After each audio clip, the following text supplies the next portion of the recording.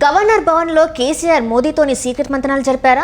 So ఈ అంశాన్ని మనకి ఇంకా క్లుప్తంగా వివరించడానికి మనతో పాటు ఉన్నారు ప్రముఖ సీనియర్ జర్నలిస్ట్ జగదేవ్ గారు. నమస్కారం సార్. నమస్తే సార్, ఇప్పుడు చూస్తున్నట్టయితే కవిత గారి అరెస్ట్ తర్వాత ఇటు కేటీఆర్ గారు కానీ కేసీఆర్ గారు కానీ చాలా ఇబ్బంది పడుతున్నట్టు మనకు అనిపిస్తుంది. అండ్ అట్లనే కేసీఆర్ గారు మోదీ గారితో సీక్రెట్ మంతనాలు ఏమన్నా చేస్తున్నారా? అంటే వార్తలు వస్తున్నాయి, ఇందులో వాస్తవం ఉందంటారా?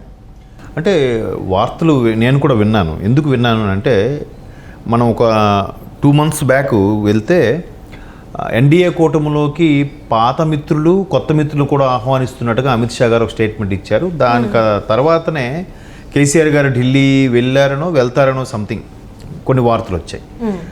ఆ వాటితో పాటు ఏమొచ్చాయి, ఆల్రెడీ టీడీపీ జనసేన కూటమి కూడా ఎన్డీఏ కూటమిలో చేరబోతుంది. దాంతోపాటు ఇక్కడ తెలంగాణ నుంచి బీఆర్ఎస్ కూడా చేరబోతుంది. బట్ అక్కడ ఎన్డీఏ కూటమిలో బాబు ఉంటారు కాబట్టి కేసీఆర్ గారు ఎన్డీఏ కూటమిలోకి వెళ్ళడానికి బీజేపీతో పొత్తు పెట్టుకోవడానికి చంద్రబాబు గారు ఈ మధ్యకాలంలో కొన్ని రకాలుగా మీడియా పరంగా కొన్ని వార్స్ జరిగాయి కదా, కోల్డ్ వార్ లాంటివి జరిగాయి. కాబట్టి మరలా బాబు గారితో కలిసి పని చేసుకోవాలి, ఎన్డీఏ కూటమిలోకి వెళ్ళాక కలిసి పనిచేయాలి కదా. అటువంటి నేపథ్యంలో ఎలా ఉంటుంది, అందుకే కేసీఆర్ గారు వెనకంజ వేస్తున్నారు అన్నట్టు కూడా వార్తలు చూసాం. అది పుకారా వాస్తవం అని తెలియదు కానీ సోషల్ మీడియాలో వచ్చే కథనాలు ఇవన్నీ. అయితే దానికి తగ్గట్టుగానే నిన్న రేవంత్ రెడ్డి గారు ఒక స్టేట్మెంట్ ఇచ్చారు. ఇదంతా బీఆర్ఎస్ బీజేపీ ఒకటే, ఈ చిల్లర రాజకీయాలు నాకు తెలియదు కాదు, వీళ్ళు ఒకటే అన్నట్టు కూడా కొన్ని వ్యాఖ్యలు చేశారు.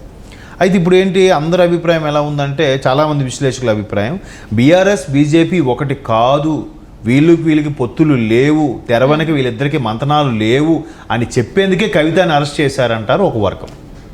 ఇంకో వర్గం ఏముంటుంది, గతంలో చంద్రబాబు నాయుడు గారికి కూడా పొత్తుల్లో భాగంగా టీడీపీ జనసేనే వెళ్తాయి ఆంధ్ర ఎన్నికలకి, బీజేపీకి అసలు అవకాశం ఇవ్వము అనుకున్న వాళ్ళు ఎప్పుడైతే చంద్రబాబు గారు అరెస్ట్ అయిన తర్వాత చంద్రబాబు గారు కూడా ఎన్డీఏ కూటమిలోకి వెళ్ళారు అనేది కూడా ఒక వర్గం మాట్లాడుతుంది. అంటే దాన్ని ఎగ్జాంపుల్గా చేసుకుని ఇక్కడ కవిత గారిని కూడా అరెస్ట్ చేయించి రేపొద్దున కేసీఆర్ గారిని కూడా, అదే బీఆర్ఎస్ని కూడా ఎన్డీఏలో కలుపుకోవడానికే చూస్తుంది అనేది ఒక వర్గం.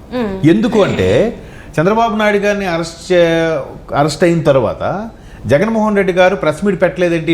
ఇంత ఒక 14 ఏళ్ళు ముఖ్యమంత్రి చేసిన వ్యక్తి, ప్రతిపక్ష నేతలో ఉన్నాడు, చాలా సీనియర్ నాయకులు, దేశవ్యాప్తంగా ఇమేజ్ ఉన్న పర్సన్. అటువంటి చంద్రబాబు నాయుడు అరెస్ట్ అయితే కనీసం ముఖ్యమంత్రి అరెస్ట్ అయ్యే టైంలో లండన్ లేడు, ఇక్కడ ఆయన వచ్చిన తర్వాత ప్రెస్ మీట్ పెట్టాలి కదా. అంటే ఆయన కూడా ఒక 20 రోజుల తర్వాత ప్రెస్ మీట్ పెట్టి ఏం చెప్పాడు, నిజంగా నాకు ఈ అరెస్ట్ గురించి ఏమీ తెలియదు, ఈ లండన్లో ఉన్నాను నేను, మేబీ ఇది ఐటీ దాడులకు సంబంధించి సెంట్రల్లో చేసుంటారు, అక్కడ బీజేపీ ప్రభుత్వం ఉంది, నాదేం బాధ్యత లేదన్నట్టు మాట్లాడినప్పుడు బీజేపీ నుంచి పెద్దలు ఎవ్వరూ ఖండించలే, ఒక్కరు కూడా. రాష్ట్రాలకు అతీతంగా, పార్టీలకు అతీతంగా, కాశ్మీర్ నుంచి కన్యాకుమారి, ఫరూక్ అబ్దుల్లా నుంచి కింద కేరళ కమ్యూనిస్టు వాళ్ళ వరకు కూడా అందరూ ముక్తఖండంతో ఖండించారు. ఏమని, చంద్రబాబు గారిని అటువంటి వ్యక్తి కాదు, పైగా అరెస్ట్ చేసే విధానం కూడా సరికాదు అని చెప్పారు. కొంతమంది ఏమన్నారంటే, డైరెక్ట్గా ఖండించలేక తప్పు చేస్తే చేయొచ్చు, కానీ ఆ వయసు గల వ్యక్తికి, అంత పెద్ద ఆయనకి అలా అరెస్ట్ చేయడం కరెక్ట్ కాదని కూడా చాలా మంది ఖండించారు కదా. ఈవెన్ బీఆర్ఎస్లో కూడా కొంతమంది నాయకులు ఖండించారు. మెయిన్ కేటీఆర్ గారు, కేసీఆర్ గారు ఖండించకపోయినా కాంగ్రెస్ నుంచి, ఈవెన్ టీడీపీ కాంగ్రెస్ ఎప్పుడూ కలుసుకోవు అనుకున్న కాంగ్రెస్ నుంచి కూడా విమర్శించి సపోర్ట్గా మాట్లాడారు, చంద్రబాబు అటువంటి వ్యక్తి కాదని.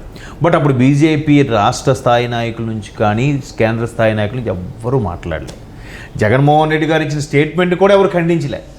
అంటే దాని అర్థం ఏంటి, బీజేపీ నిజంగానే చంద్రబాబు నాయుడు గారిని తనలో కలుపుకోవడానికి అరెస్ట్ అనే అస్త్రం వాడింది అనేది ఒక అభిప్రాయం.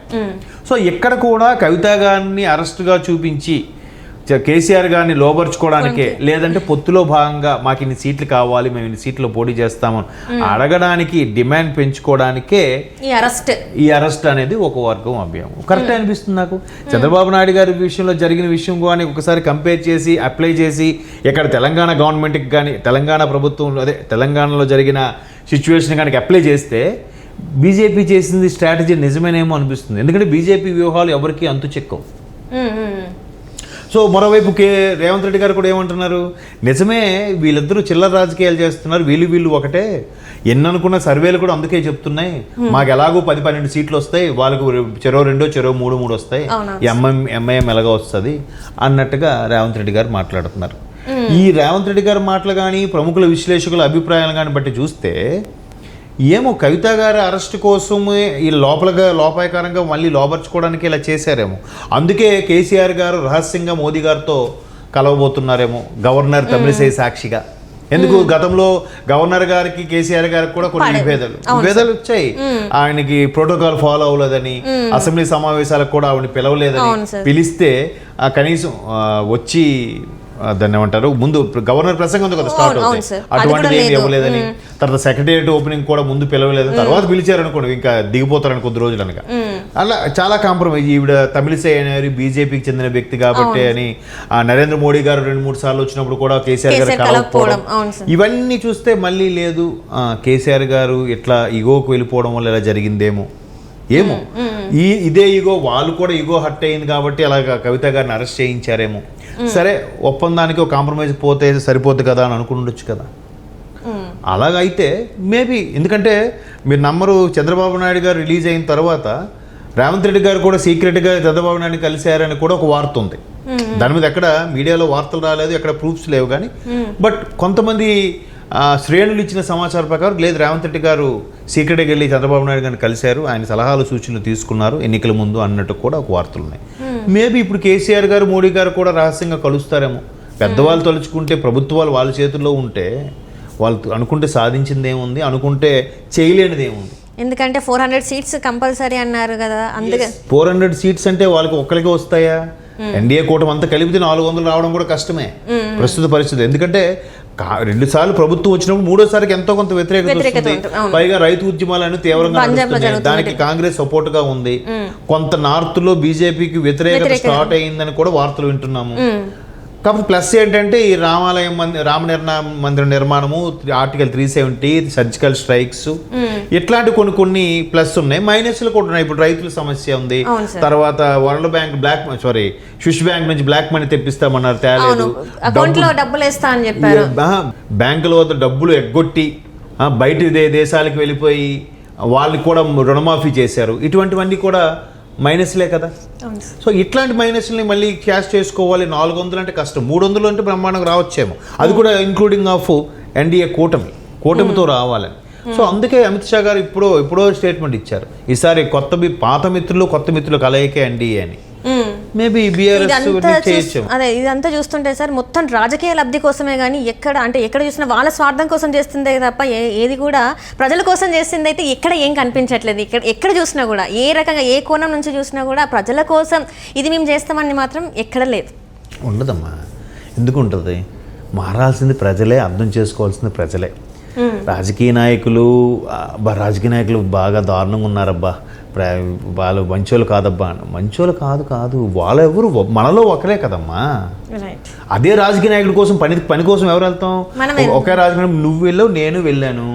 నువ్వు వెళ్ళి సార్ మా బ్రదర్కి ఉద్యోగం ఇవ్వండి అని అంటారు, నేను వెళ్ళి మా బ్రదర్కి ఉద్యోగం ఇవ్వమని అంటావు. వాడు ఏం చూస్తాడు? ఆయన ఇద్దరికి మెరిట్ వచ్చినప్పుడు మా తమ్ముడికే రావాలి యాక్చువల్గా, మీ తమ్ముడికి రాకూడదు. అప్పుడు నువ్వేం చేస్తావు? ఎంత సార్ చూడండి సార్ మా తమ్ముడు అంటే నువ్వు ఎంతో అమౌంట్ ఇవ్వ చెప్తావు. అప్పుడు ఏం చేస్తాడు ఆయన? అంటే బ్రైబ్స్కి పడిపోతారా? ఇప్పుడు అరే అమ్మాయి సరే లేదు సార్ మా తమ్ముడు కంటే క్వాలిఫికేషన్ లేదండి, ఈసారి ఉద్యోగం రాకపోతే మళ్ళీ రాదు సార్, చూడండి సార్ కొద్దిగా అంటే నువ్వు మెల్లగా నువ్వే అలవాటు చేస్తున్నావు. అంటే ప్రజలే అలవాటు చేస్తున్నారు, వాళ్ళని తిట్టుకుంటున్నావు. ప్రజలే డబ్బులు తీసుకోకుండా ఓటు ఎంతమంది వేస్తున్నారమ్మా? ఇవాళ రేపైతే అసలు కనిపించట్లేదు. ఆఫీస్ ముందు సెక్యూరిటీ గార్డు ఇలాగే వెళ్ళిపోతూ మాటల మీద అంటే పిచ్చాపాటిగా ఏందయ్యా ఎంత జీతం వస్తుంది ఏంటని అడిగిన తర్వాత ఇలాగ రాజకీయం నెక్స్ట్ అక్కడేమొస్తుంది ఎక్కడే వస్తుంది మాట్లాడుకుంటే మీకంటే మొన్న గవర్నమెంట్ మాకు ఒక పార్టీ పేరు చెప్పను, మా పార్టీ మా ఇంట్లో 5 ఓట్లు ఉన్నాయని 10,000 ఇచ్చింది సార్, వాళ్ళకే వేస్తాం మేము ఓటు అన్నాడు. అంటే 10,000 ఇస్తే వేసేస్తావా ఎవరు ఇదని అంటే 5 సంవత్సరాలు నీ భవిష్యత్తు ఏంది అనేది వాళ్ళకి ఆలోచన లేదు. అందుకే అంటున్నాను మారాల్సింది ప్రజలే. నువ్వు పెద్దగా మనం ఆలోచించేస్తున్నా కానీ రాజకీయ ప్రయోజనం కాకపోతే ప్రజల ప్రయోజనం ఉంటుంది. కాకపోతే ఒక 90% రాజకీయ ప్రయోజనం, 10% ప్రజల ప్రయోజనం. ఏం చెప్తారు ఇప్పుడు పొద్దున పొత్తుల్లో కూడా? మీరు రాష్ట్రానికి మేలు కోసం, రాష్ట్రానికి కావాల్సిన ప్రాజెక్టులు, స్పెషల్ ప్యాకేజీల కోసం మేము కలుస్తున్నాం తప్ప మీకోసమే కలుస్తున్నాం, మేము మీ ప్రజల కోసమే కలుస్తున్నాం, మా ప్రయోజనాల కోసం కాదు అంటారు. అదే అన్నారు కదా సార్ ఇప్పుడు. అలాగే అంటారు. కాబట్టి మనం అది చాలా పెద్ద బిగ్ డిబేట్. ఈరోజు నైట్ అంతా కూర్చుని అది డిస్కషన్ తేలదు.